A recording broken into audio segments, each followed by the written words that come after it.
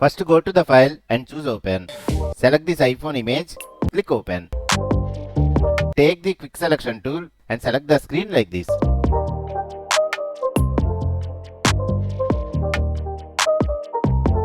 Press Ctrl J to duplicate the selection to a separate layer. Go to the file and choose place. Select this image, click place. Hold down the Alt button and increase the image size like this. Press enter. Then take the quick selection tool and click on select subject. Press Ctrl J to duplicate the selection to a separate layer. Delete the image layer.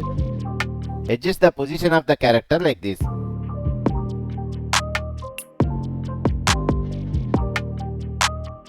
Right click on this layer and choose create clipping mask. Click Ctrl J to duplicate the layer to a separate layer. Hold down the Alt key and click on add layer mask option below. Now take the brush tool, set the foreground color to white. Let's mask the layer like this.